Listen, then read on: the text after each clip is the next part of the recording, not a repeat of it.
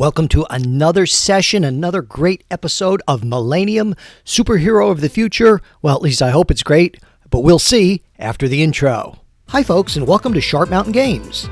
Here we talk about group role-playing games, solo role-playing games, and there are plenty of actual plays in the playlist. You can check out our print and PDF products at Amazon, Lulu, Drive-Thru, and Roll20, and they're all linked below. Let's get started, and we're glad you're here. Today's session will be played using Streamlined Superheroes, which is my own system, and of course I have a link in the description below where you can pick that up on Drive-Thru RPG for actually pretty cheap. So let's get into things. So we have Millennium, who is a superhero in the future. He has flight, and he has these Millennium bands, I guess gauntlets or bracers that allow him to do some zapping and things like that.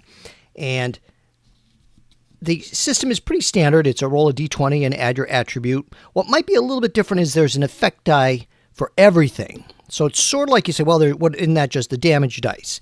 Yes and no. It's not exactly or only the damage dice because the effect die also have to do with, are also used for situations like defusing a bomb and things like that. So you'll follow, no problem. And then he has his elastic buddy, Higgs. And I decided that Higgs, in his non-superhero identity, goes by the name Professor Boson. And Alpha Dawn, who is really Starla Saturn reporter. So she's kind of a Lois Lane type, but has superhero possibilities. So let's move the cards out of the way. We don't need those right this second. And let's get right into things with the recap. And they are on Earth. They are in their home city. So I don't really have a city tile here, but I have these sci-fi tiles. So maybe this can just represent the city for right now. It's pretty basic, but that's all right.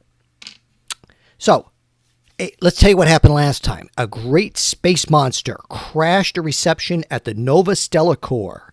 Now, the Nova Stellar Core is the company that Mark's parents own, and he is a warp test pilot there, kind of a Hal Jordan type. Now, luckily, Millennium, Higgs, and Alpha Dawn were able to contain it. However, what they found was it seemed like it was being mind-controlled with an implanted device. So Starla, as a reporter, was able to find out that it came from the Virgosun system. Now, we're going to get back to Earth here, and just to kind of fill you in and, I don't want to say hand wave, but, move things along. Mark and Higgs have found out that some technology, some new warp technology has been stolen from Nova Stellar Core. So while the monster was breaking in, I'll show you the monster here in case you didn't watch the last episode, but I have a link to the playlist.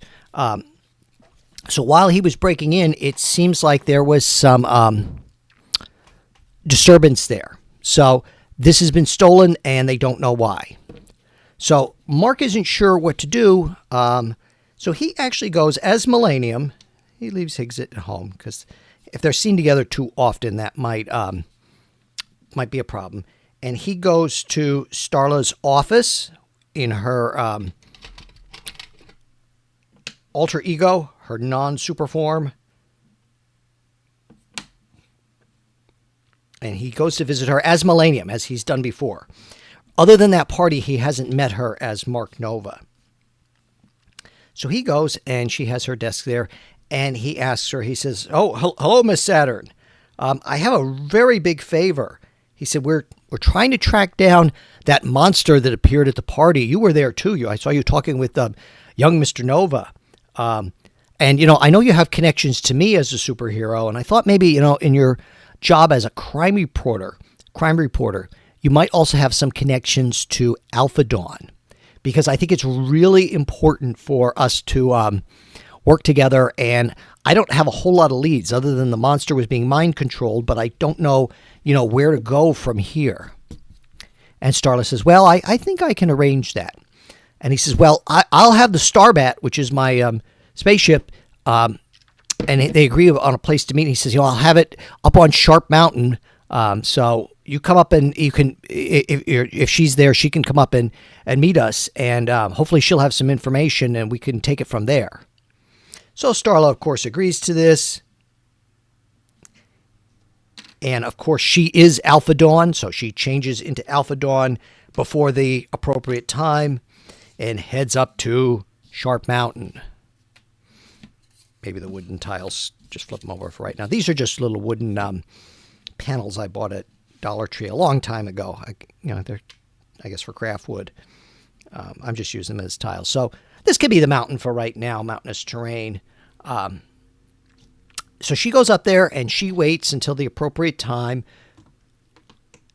and sees the Starbat come in. So he named the ship after one of his superhero heroes from way back when, one of his role models. So Millennium gets out and Higgs gets out. And they confer, and he says, we don't really have any leads. I don't know where to take this whole thing, this whole investigation. She said, well, the only thing I know is that I spoke with a professor, a biology professor at the Sharp Mountain University, and his suggestion was according to records, there were similar creatures in the Virgo Sun system. And that's really all that I have to go by. She said, now there's a trading planet there. I did a little digging into the archives at the paper, although the news service isn't on paper anymore. And there's a trading planet near there called Thangor 3. It's a very rocky, desert planet. Not a whole lot of things grow there, so it's perfect as kind of as a trading post. It's a way station. Okay, so he says, "Oh well, will you come with us aboard the Starbat?" And she says, "Oh, of course, yes. I want to. We got to track this down and see what's going on." So they all get aboard the Starbat here. That works out pretty good. That works out pretty well here, and take off towards the planet Thangor 3. Move my tiles out of the way in case I want them for later. Now, as they're traveling, they relax a bit. And I have this starship bridge here. I don't know if we really need it, but, we have the pilot seat and the co-pilot seat, and Higgs takes the gunnery or the science position somewhere back there. I guess science is usually over here. At least that's where Spock used to sit. And they're talking. And, of course, Mark says, as Millennium, he says, Alpha Dawn, we really need a better way to communicate together. We need a way to better coordinate our efforts here. And she says, oh, yes. She says, maybe some kind of communicator. And he says, that would be perfect. That way we can contact each other when there's, a supervillain or there's a problem that we need to address, or maybe just to talk. And she kind of smiles at that. Oh, just to talk? And says, oh, well, about crime fighting, of course. Maybe he even blushes a little bit. Higgs just shakes his head. He's a one-celled amoeba-like creature, so things are different on his world. Well, and I did roll for this. You can roll randomly to see if you have encounters or not. I don't tend to do that as much on camera. Once in a while I do, but I tend to do it beforehand just so I have a little bit of prep. So I rolled this using Solo Spelunking's Space Opera Framework. Check out Solo Spelunking's channel if you like. And he's late night typing on Drive-Thru RPG. So they come out of hyperspace and their ship, and I'll move the bridge out of the way. Put that over here in case I need it later. And they come out and they are being attacked by pirate ships. So, this is a pretty rough system. There's a lot of trading vessels that come in and out. It's kind of unaligned. It's not specifically Earth. So there are some spaceships that come in here and start to attack them. And let's see, I'm going to say that there's 2 spaceships. And I have these little TIE fighter tokens. I think that'll do all right for pirate ships. You just have to pretend that they're TIE fighters. I think we're getting a bit of a glare. It's very sunny here today, and my desk is by the window, but that's all right. Okay, so I do the I go, you go, and Streamlined Superheroes, we're going to treat the space combat kind of like we would anything else. We're going to say that there's 4 rounds to destroy these pirate ships. And I do the I go, you go, so... This is more like a skill challenge. So Mark is going to make a pilot roll, and his piloting is a D8, and he has +3 for his dexterity. So 7, 4 plus 3 is 7. You need a 10 or better. He does not succeed. So this ship gets hit, and that's D6 damage. So the Starbat takes 2 points of damage. I'm making a little note here on my index card because you got to keep track of it somehow. Now, Starla is sitting in the gunnery seat there. And let's see, her light blast, let's see. Well, she's not using her light blast, but she's going to use the same D10, the same ability, assuming she can hit it.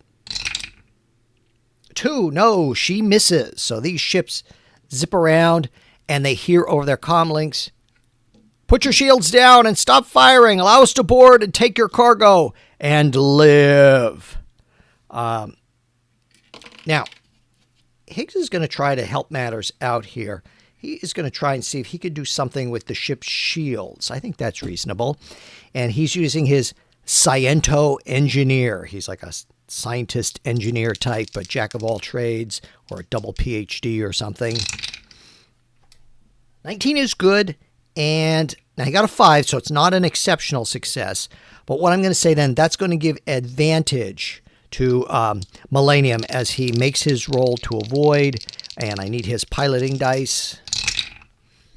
And yes, he avoids. He would have made it even without the advantage, so that's okay. So he zips the ship out of the way. Starla is going to try her gunnery here again. And what do we say? She was using her light blast effect die for that. 7. Okay, now her dexterity is 3, so she barely makes it. She does 1 point of damage to one of the pirate ships, P1 and P2. And again, they get another message over the comm. "Don't you know when you're ahead?" Apparently they don't. So let's see. We're going to do a roll for Higgs. How does he do? 11. Yeah, good. So that gives advantage to Mark making his piloting roll. Mark as Millennium. So, it's a good thing he did, because he wouldn't have made it otherwise. Well, he would have on his dice. So 11. And that's a 4. It's not an exceptional success. So he is able to zip through here a little bit. And he, of course, calls over the comm links too. He says, "This is Millennium. Break off your attack." Okay. So let's see if Starla as Alpha Dawn can make her attack. Her light blast is a D8. 15 for 8. Yes. So I'm going to say she targets the other ship this time and gets a solid hit. Now Higgs says, "Let me see what I can do for you next time." So he's going to roll to see if he can bump up her abilities when it's time to do that. And his intelligence is 3, so 9. Now he's not able to get any advantage. So this round they're going to have to just roll as per normal. So let's see. Nope, they take a hit of 6 more points of damage. And let's see how Starla does. 7. Okay, her dexterity is 3, so that's 10. Barely makes it. She hits the other ship and disables it quite a bit. And Higgs calls out on the comm link, "Aren't you going to surrender already?" Let's see how he does. He's trying to see what help he can give. And he gives, yeah, definitely help. Now it's a 4. If you get a 6 or better on any effect die, you get an exceptional success. So that's a little bit of a bump for Mark to avoid any damage. And yeah, Mark avoids the damage, no problem. So Alpha Dawn makes her shot, 14, 2 points of damage. This pirate vessel is severely damaged. It is smoking, and it has to break off. Now, let's see if the other one is smart enough to leave. I'm going to say 4 out of 6. That's good enough to leave. That's how I do my oracles. I just figure this is a very likely situation. So 1, 2, 3, 4, it leaves. 3, yes. And they do not pursue it. They're not interested in destroying it. First of all, they're superheroes and they try not to take a life. So these ships just kind of go out of the way and they land on this very desert planet. Ship is slightly injured. Ship is slightly damaged. You know, they would need some time in port to work on this. So I'm going to put out my desert planet here. This is a little book of battle maps. This is the fantasy edition. The sci-fi edition is like really rare. I think it's out of print, and the only way you can get it is PDF. Or if if you get it, I can't find it in print for any kind of reasonable price. So that's that. So we're going to use some of the fantasy maps in there. I think that's just fine. We're using our imagination anyway. So they set down, and let's see. I think Higgs is going to take a look at the damage here. He's going to want to see what the damage is, and they contact the port authority. This is not like landing on an Imperial world in Star Wars or something like that. So they don't really have any troubles landing or negotiating here. And Millennium just says, oh, well, we're looking to hire, he makes up some story. We're looking to hire, a few crew for our ship, or maybe they can do a job for us. So let's see what Higgs finds out checking out the engines. He's not able to find very much, and he says, I don't think I'm going to, with that kind of roll, only got a 3-6 modified. And the higher is not better, I should say, in this. On your D20 roll, a 10 or better means a success. It's not like, an 18 beats a 16. If you're doing an opposed roll, you compare the effect die. And sorry to get off track there, folks. So he says, no, I'm not going to be able to fix anything here. This is a problem. He said, but, it's still space worthy. He says, maybe we go into town. We can, check at the cantina and ask and see, what's going on here. So they go into town to the local bar. And we'll set up the bar here. Something like this. So you can think of, like the Star Wars bar.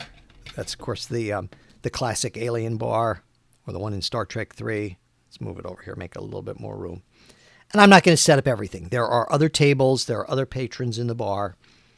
Now, because this is the future, and they're on an alien world, they're outside of the solar system, they don't bother to change their costumes. They don't try to go into disguise at all, because no one would think this is in any way unique. Millennium's kind of looks like a uniform anyway. Alpha Dawn's has that little cape, but that's all right. So they go into this bar, and they start talking to the bartender. And they're kind of asking questions. Mark's saying, well, we're new here in town. We're very concerned, and we want to get some information. We hear that there's people out here who move animals around. And he says it kind of generally as best he can. He says, is there anybody you'd know to tell us and know about to tell us?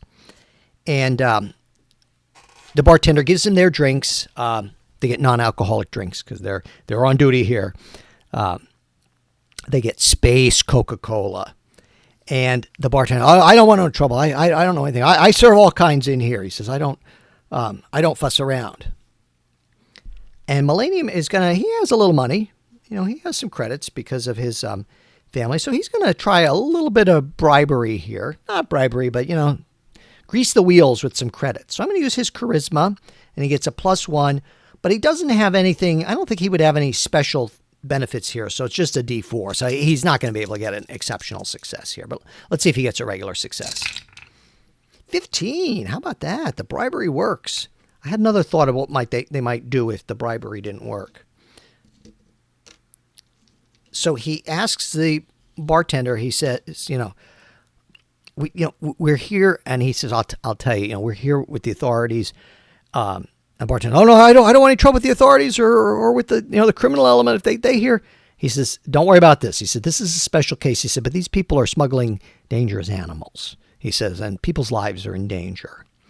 And Higgs says, yeah, and you wouldn't want us to bring the authorities down on you, as an accomplice or anything. Let's see how Higgs's thing works out. 6, he doesn't have any extra charisma. Nah, he's not scary enough. Little guy like him, I guess, unfortunately doesn't put the fear of anything into this this fella. And he says, well, I'm just going to tell you. The bartender's name is Zontim. He is a human. He has a mustache, kind of a very tall fella.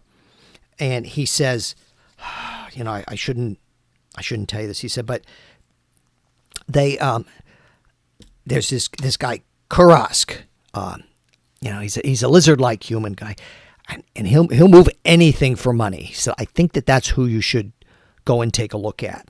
He said, I know they're parked outside of town. You know, there's an old warehouse out there or a docking bay. He said, I know they rent that. And he said, I've heard noises coming from there. He said, so be very careful. I don't know if they have any animals in there right now.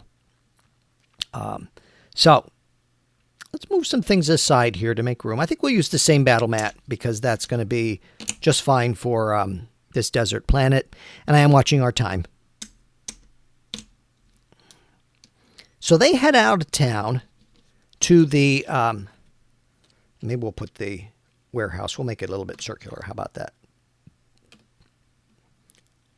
And those of you who have seen me before, you know, I love my dominoes. It wouldn't be a game without my dominoes. They're just spray painted with some gray to be kind of generic walls. So they know outside of town there is like a barn, and they see a spaceship there too. There is another spaceship that they've not seen before. Do I have a spaceship handy? I have a Star Trek one. I guess that would do. Parked out front. I think there's a barn in this book too, but I'm not going to fuss about that. Now, they have to see, you know, if they can kind of get close enough to see what they can see. And Higgs says, you know, he has this extra stretching ability. So maybe he'd be able to sneak up and kind of stretch and peek around. He can make himself really thin. He said, let's see what I can do here. Let's see if I can see anything and if there's anything inside. So let's see. I'm going to use his extra stretching ability, which is a D10. Or would that be more his, maybe not so much his morphing form. I think that's what it's going to be. It's going to be his morphing form. Because he is stretching here for you. Sorry about that beep there. 6 and his dexterity. Even his dexterity +2. No. He's not able to see what's going on inside. And in fact, let's see if he alerted anybody. 50-50 chance. 4, 5, 6, he alerted somebody. No, he didn't alert anybody. So he was kind of quiet. He's pretty jelly-like. So he can, you know, move around pretty quietly. He doesn't make a lot of footfalls. And he goes back, he says, oh, I couldn't see in there. You know, the place is very tight. He said, I'm not sure what we're going to do or how we're going to get in there. And Millennium says, well, all we need is information. We don't necessarily need to fight them or to beat them here. So he says to Starlight, he said, well, let me try the more direct approach. He said, I'm going to have you two, you will assume that there's some rocks and things here that they could be behind. You know, kind of wait here, but help me if things go south. So he, you know, kind of raps on the door pretty hard. And he is met by Kurask, who, if you think about Bosk from Star Wars, kind of looks like that. And he can see that there are 2 robots behind him. One kind of like, if you remember IG-88 from Star Wars, and I just have this little metal thing. I don't even know what it is, but I found it somewhere. And then there is a Labor Droid in there. And they are cleaning up. He does not see any animals. It doesn't necessarily mean there are any in there. And Millennium says, I'm here from Earth, and we're looking for some information. Looking for some information on a recent cargo. You know, perhaps you were involved with that. And Kurask says, we don't talk about that. Unless you're hiring us, we don't talk about that. And closes the door. And Millennium kind of waves back to them and, you know, saying, well, we're going to have to do this the hard way, is what he's thinking. So he is going to take to the skies, because he's a superhero and his Millennium bands give him flight. Now, he doesn't have to roll for that. He can do that automatically, but he is going to try and bust down the door. 12 and 8, which is the exceptional success. He got more than 6, or exceptional enough. I don't have hit points for the door. He blasts through that door and flies in. Now, Alpha Dawn is going to go invisible. Maybe we'll put the blue on her to indicate that she's invisible. And Higgs is going to come out to kind of be back up. Curse looks at him and kind of laughs. But he is taken aback by the door being blown open. And Millennium says, "You want more of this? You want to tell us more what's going on?" And Kurask says, "Blast them, boys, and then we're going to run." They're not going to try and, I don't think they're going to fight to the death. So they draw their blasters. So he is a blaster. This robot also has a blaster. The hench robot kind of just, or the labor robot, he does not have a blaster. So he can only do like coming out with maybe a claw attack. So let's see. Millennium already went. So he can't go again this round. So let's have, like I said, I do the I go, you go. So I think Kurask is really going to try and take a shot at him. The labor robot can't get at him. And let's see, that's a D8. They just have blasters. So now it's going to be more like superheroes meet Star Wars. And 16 for 3. So he takes a shot out at Millennium and hits him. Okay, then Higgs is going to go in and try and use his rubbery form to batter around the hench robot. And let's see how he does there. So Higgs has rubbery kind of club-like arms. That's just a D6. Nope, got a 1. So, but he's now in the barn or in the warehouse here. So now I've got to let the other guy take a swat at him. So the labor robot takes a swat at Higgs and does hit Higgs for 5 points of damage. So during combat, the effect die become damage. And Alpha Dawn is invisible. Now, she has to become visible to attack. But I'm going to say, let's see. Let's do a quick roll to see if her light-bending invisibility gives her any advantage. Yeah. Oh, an 8. So that's pretty good.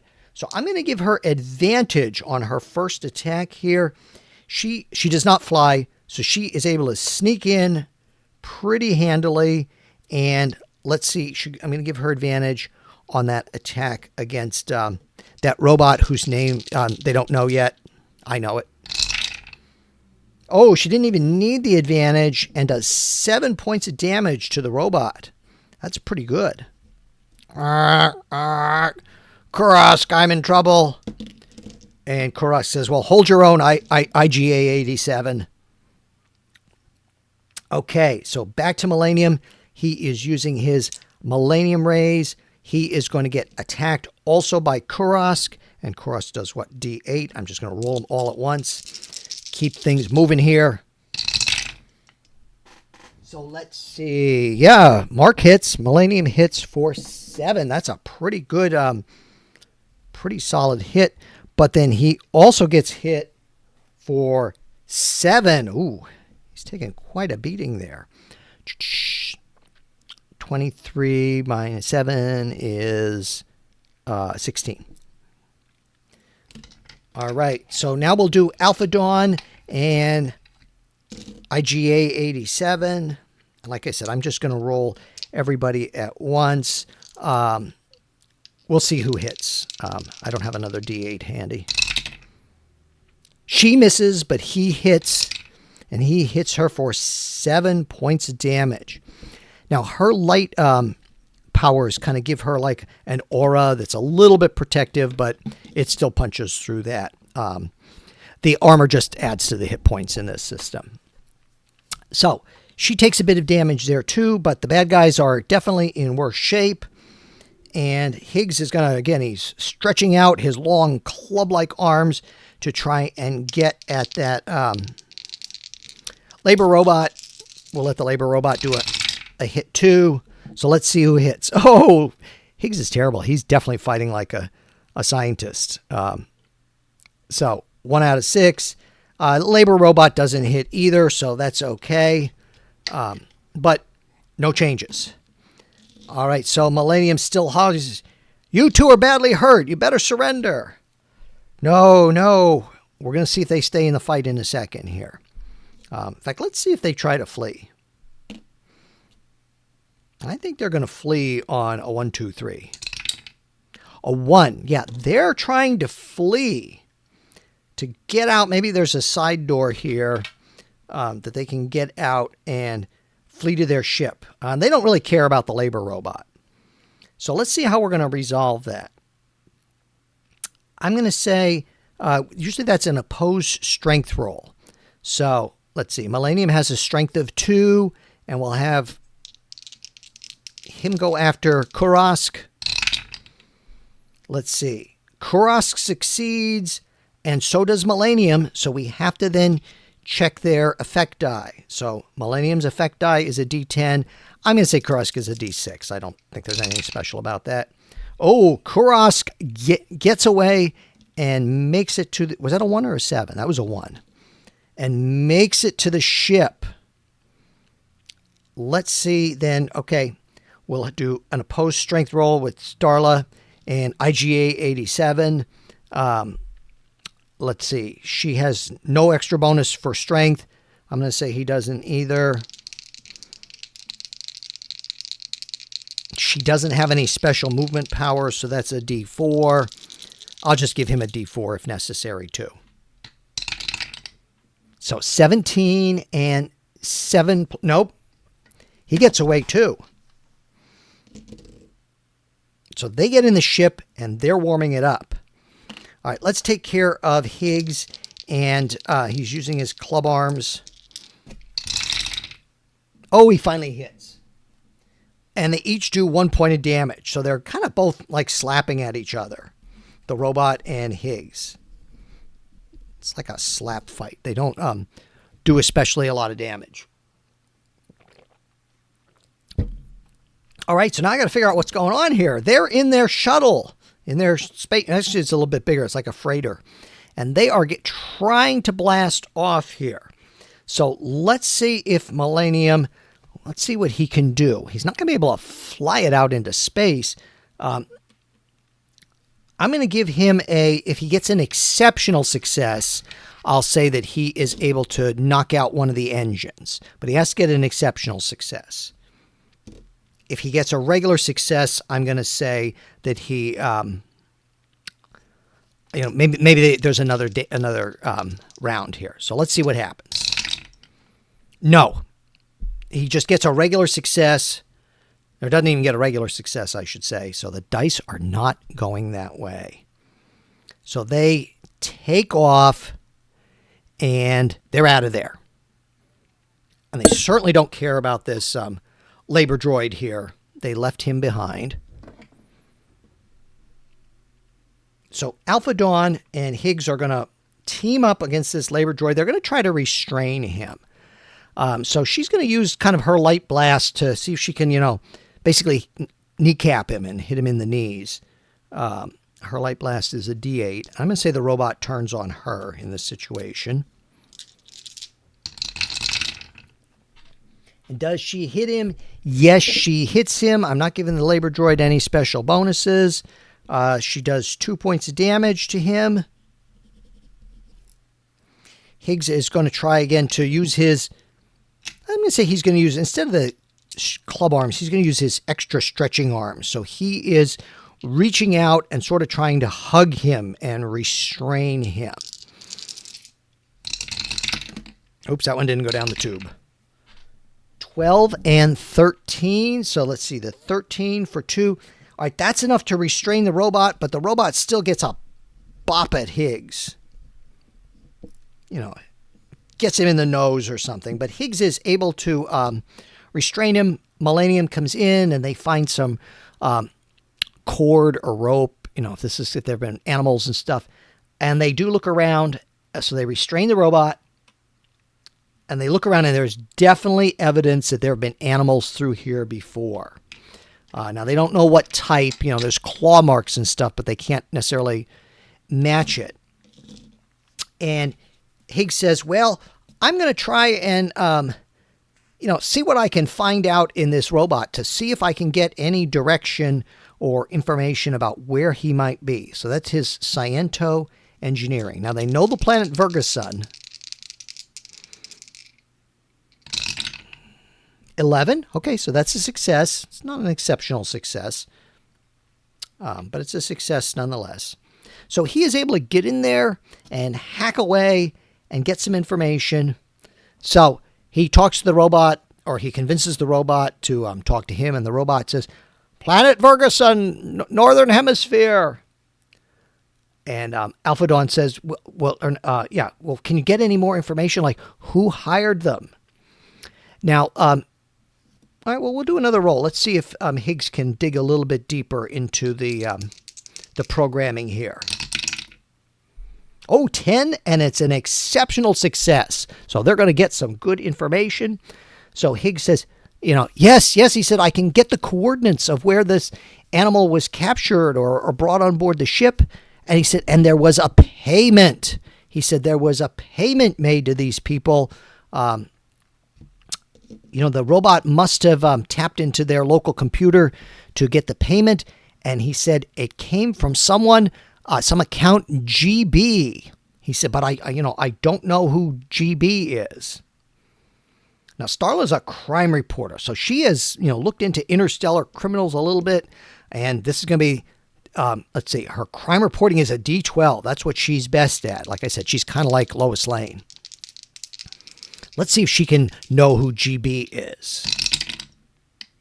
7, her intelligence is +1, so no, she doesn't remember.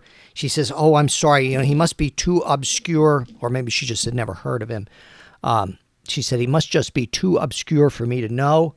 And Millennium says, well, but we have a direction. He said, we've got to go to planet Virgasun and see what's out there and stop whoever was smuggling that animal into Earth.